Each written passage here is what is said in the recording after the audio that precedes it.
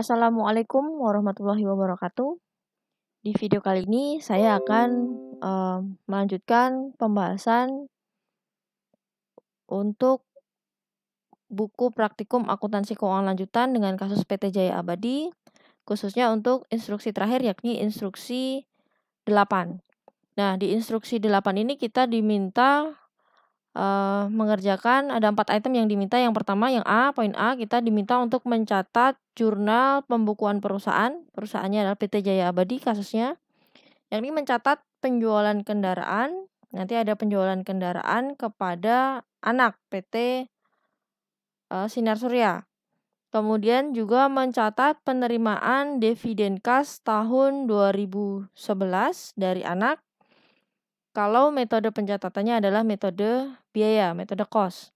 Kemudian kita juga diminta menyelesaikan menyusun laporan keuangan konsolidasian PT Jaya Abadi dengan PT Sinar Surya. Tapi sebelumnya nanti kita bikin kertas kerja, laporan keuangan konsolidasi, dan jurnal eliminasi dan penyesuaian untuk 31 Desember 2011.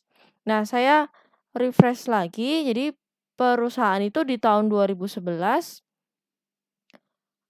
di 1 Januari 2011 itu melakukan mergernya dengan PT Nugraha Jaya, Kang. PT Nugraha Jaya, kawan. Kita lihat di 2011, 1 Januari 2011. Ya, jadi di 1 Januari 2011 PT Jaya Abadi mengadakan kombinasi bisnis dengan PT Nugraha Jaya melalui merger. Kemudian di pertengahan tahun 2011, tepatnya di 1 Juli, perusahaan kombinasi bisnis lagi tapi dengan PT Sinar Surya melalui akuisisi. Jadi PT Jaya Abadi membeli 80% saham beredar PT Sinar Surya. Jadi PT Jaya Abadi ini adalah induk, PT Sinar Surya ini adalah anak perusahaannya PT Jaya Abadi. Nah, induk menguasai 80% saham beredar, berarti di situ terlihat ada kepentingan non pengendalinya sebesar 20%. Nah, kita diminta untuk instruksi 8 itu adalah membuat laporan konsolidasi untuk tahun 2011, akhir tahun 2011, 31 Desember 2011. Tapi sebelum itu kita catat dulu bahwa di tahun setengah tahun terakhir di 1 Juli sampai 31 Desember itu ada transaksi penjualan kendaraan induk ke anak, nanti penjualan kendaraan. Kemudian ada pembagian dividen kas juga dari anak. Nah, sekarang kita coba catat dulu untuk penjualan kendaraan. Kita lihat informasinya. Oke, jadi di sini untuk mengerjakan dari 1 Juli sampai 31 Desember diasumsikan transaksi yang terjadi selama periode tersebut sudah dicatat. Dan pada akhir tahun 2011, PT Jaya Abadi dan Sinar Surya memiliki neraca saldo sebagai berikut. Di sini sudah diketahui. Kemudian informasi tambahan halaman berapa ini kalau di buku? Informasi tambahannya, pada tanggal 1 Juli 2011, setelah akuisisi, PT Jaya Abadi menjual kendaraan dengan harga perolehan 60 juta, sudah didepresiasi 12 juta kepada PT Sinar Surya, berarti kepada entitas anak, dengan harga 57 juta. Sisa umur ekonomis kendaraan adalah 10 tahun. Jadi kita catat dulu penjualan kendaraan ini dari induk ke anak. Nah, oke, kita hitung dulu apakah ada laba rugi dari penjualan kendaraan.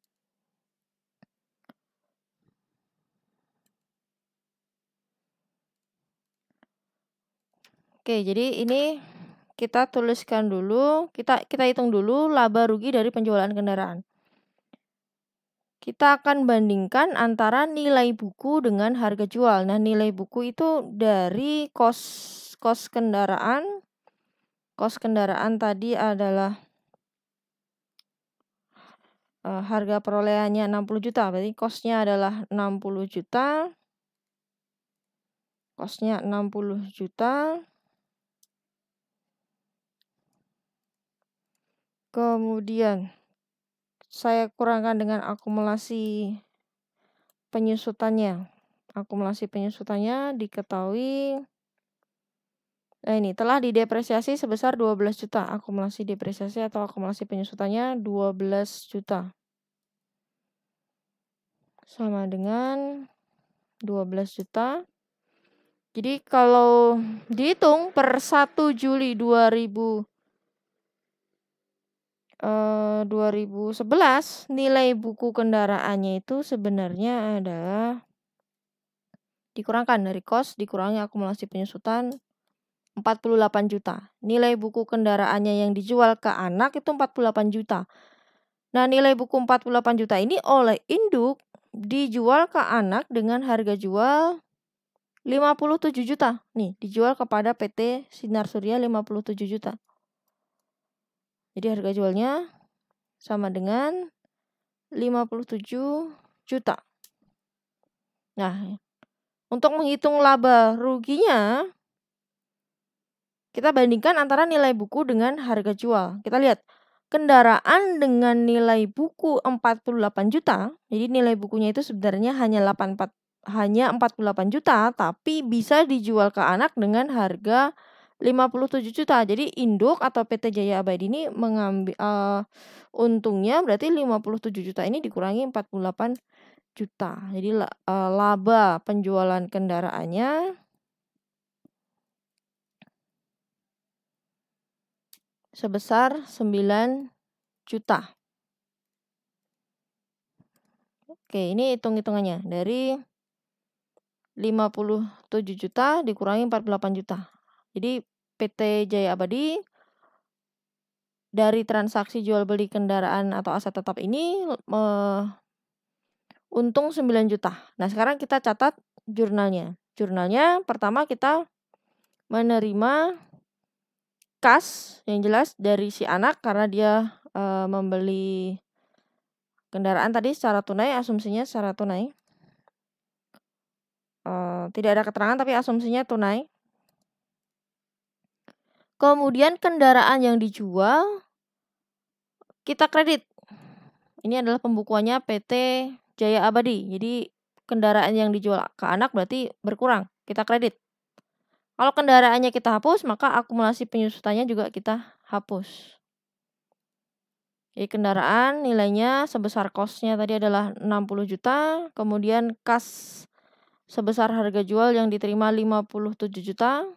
Kemudian akumulasi penyusutan kendaraannya saldo normalnya kredit, kalau dihapus berarti di sisi debit, dan selisihnya ada selisih kredit di sini berarti adalah laba penjualan kendaraan.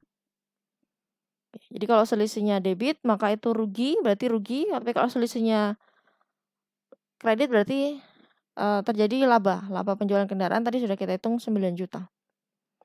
Oke, berikutnya mencatat penerimaan dividen kas tahun 2011. Jadi dividen yang diperoleh induk dari anak. Nah, kita harus tahu dulu berapa persentase kepemilikan induk di anak. Tadi diketahui PT Jaya Abadi itu menguasai 80% saham. 80% waktu beli di 1 Juli. Nah, sekarang kita tinggal kalikan 80% ini hak kepemilikannya induk si Jaya Abadi ini dikalikan dengan jumlah dividen anak yang dibagikan tahun 2011. Kita cari informasinya.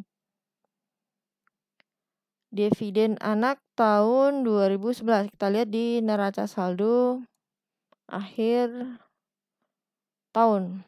Dividen anak.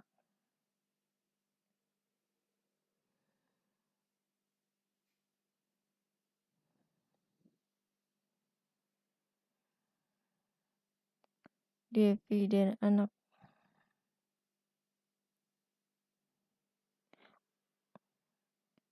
Oh, ini belum dimasukkan dividennya di informasinya, jadi kita baca di informasi tambahan. Kita cari ya. Ini.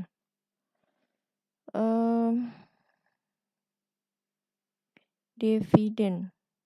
Dividen diumumkan pada akhir tahun 2011. Berarti di sini harusnya. Dividen.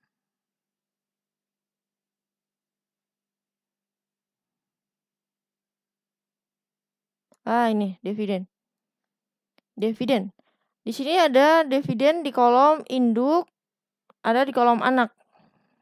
Nah, kita posisinya kita adalah akuntan di PT Jaya Abadi. Kita mencatat berapa dividen yang kita dapat dari anak ini. Jadi kita lihat yang dibagikan adalah berapa dividen anak di tahun 2011 ini. Di tahun 2011 dividen anak itu yang dibagikan 90 juta. Tinggal dikalikan dengan persentase si induk tadi menguasai 80%. Jadi dividen haknya PT Jaya Abadi berarti 80% kalikan 90 juta. Jurnalnya tadi dengan metode cost. Jurnalnya berarti debit kas. Apakah tadi langsung dibayarkan? Kita lihat. Diumumkan dan dibayar berarti debitnya langsung ke kas. Kreditnya pendapatan dividen 72 juta dari persen kepemilikan Jaya Abadi 80%, saya kalikan dengan ini. Kalikan berapa? Dividennya tadi 90 juta. Dividen anak 90 juta.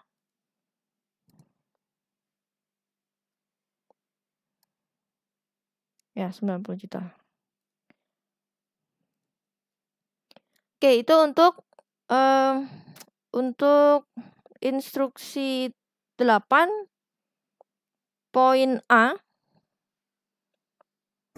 Untuk instruksi poin B, C, dan D nanti saya jelaskan di video berikutnya, sesi 2. Oke, terima kasih. Assalamualaikum warahmatullahi wabarakatuh.